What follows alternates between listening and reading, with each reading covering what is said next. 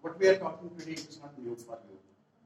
You know it already, but after long this lockdown, I'm going to repeat things. So the thing is that when we go to the class, we must be textbook centered. Textbook centered. Rather than talking, we should be text centered. What do I mean by text centered? I have talked to you that you cannot diffuse information at a very fast rate. When you are giving some information, it will fade away after 50 seconds. You have to repeat it. Then I have talked to you that you must focus on the syllabus. You must be what I talked about, result center. All is well that ends well. So end result must be very positive. Now when we are teaching the text, we are entering a classroom. You as teachers know a lot of things. You know a lot. Are all these things needed by the students? No. So with a sea of information, you are going to the class, but you have to give them particular information which is needed them in this age group at this stage. If you give them a lot of information, not necessary that it would help them at this stage. And if you are giving them a lot of information, may it be they are missing some information which is needed at this stage because their memory maybe cannot adjust so much information. So I want here that the teacher must be textbook center or text center. What do I mean by text center? You enter a classroom and read from the book. Let's suppose you read from the book, the plant grows tall. Yes, here you are giving the information about plant, about the process to grow, and about the pattern of that process tall. When you are to read this sentence, I have asked you, you will ask the questions. You would frame questions yourself. How you would frame the questions? You frame question number 1, whose answer must be subjective. Answer should be the plant. You need second question. You frame second question. Its answer must be the process, that is grows.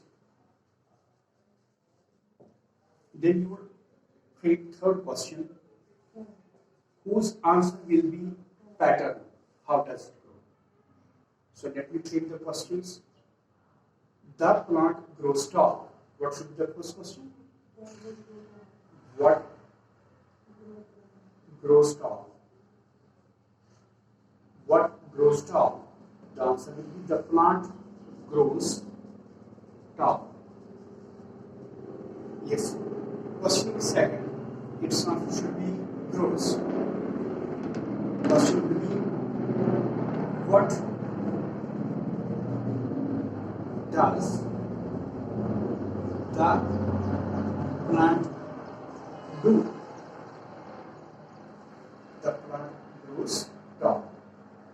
So here it should be, how does the plant grows? The plant grows tall. What did I do? I read a sentence and made at least 3 questions. The questions are emphasizing. First question is emphasizing first part. Second question is emphasizing second part. Third question is emphasizing third part.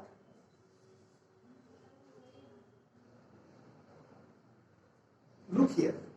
I have disseminated information, I have diffused information. How?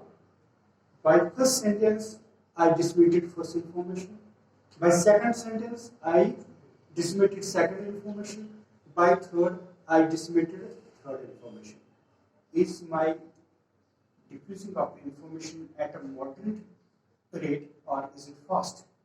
Moderate. A moderate rate. So I moderate. I told you the first information, when it is heard, after 50 seconds, it fades away from the brain. Okay, they need to remember this information. Have I repeated it after 50 seconds or not? I have. In first question, the whole sentence is repeated. In second question, the whole sentence is repeated. In the third question, the whole sentence is repeated.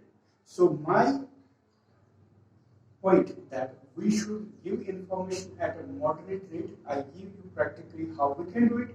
Then we should repeat it. I give you practically how did we do it. Now one more point is, mostly you will see hard-working students who work a lot, who work very hard, but sometimes they fail in some exams or cannot achieve with respect to that exam. What happens with them? They read a lot of text, a lot of text. Consider some of the text which is important. Memorize that, remember that, practice that, apply that, do that, and think some portions of it are not so important. For example, in science, they remember the processes, they remember the results, but sometimes they don't think date is so important, person is so important. They leave it, they don't remember it. Then what happens in the competitive exam? Some historical question is set, some specific question of science is set. All the people have memorized all the important things. Some unimportant thing has been memorized by some people, and they give them the edge and they pass the exam. So when we are teaching in this pattern, what I am doing, I am emphasizing not a sentence, not a master sentence, not a master word, not certain things. No, we are emphasizing everything. We are repeating everything. Okay, now let us suppose you are going to the class. Daily, how much you will teach? Minimum it would be a paragraph. Am I correct? Maximum it can be A page. a page, or let us suppose a page or 2 pages. So let us suppose you are minimum teaching at least a paragraph. It would be at least comprising of how many lines, how many sentences? At least 10 sentences. You will be in a position to frame how many questions? 30. At least 30 questions. So how many students you will pose these 30 questions? To 30 students. What would be total row? That is 30. You are interacting in the class for the whole time. Your subjects, your students, your learners are never passive. They are actively participating in the class. Are you getting me? Now, some people think that it may reduce my speed of teaching, because we are to complete the syllabus as well. We are not to move at a very, what I would say, that snail speed. We are to have that speed by which we would also complete the syllabus.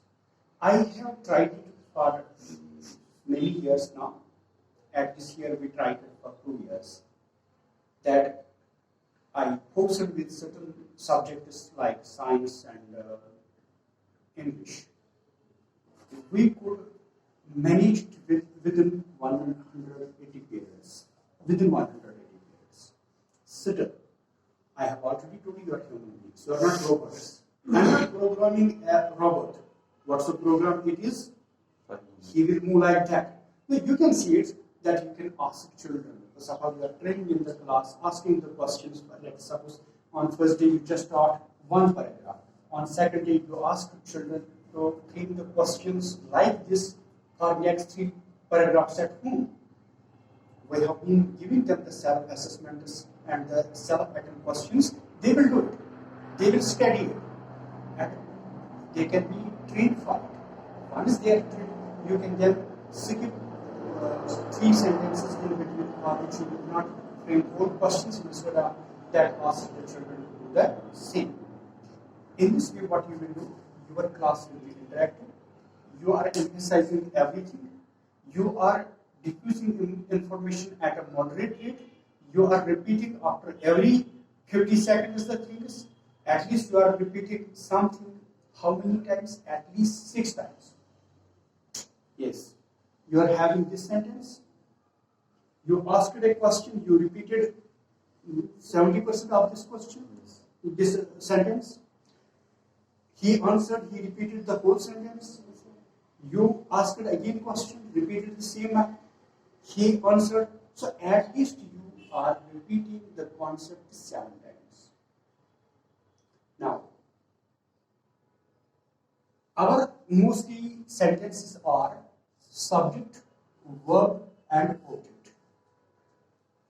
When you are teaching some subject, you may teach history, you may teach science, where subject is having more importance and it is emphasized more.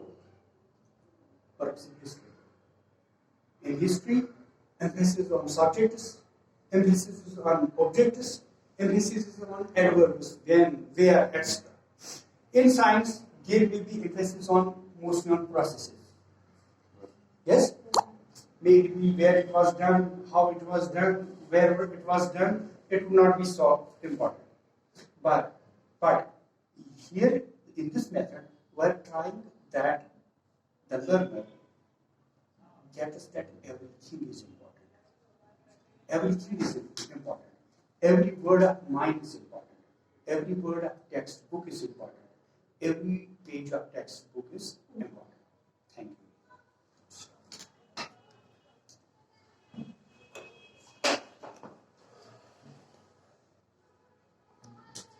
Back. To go back.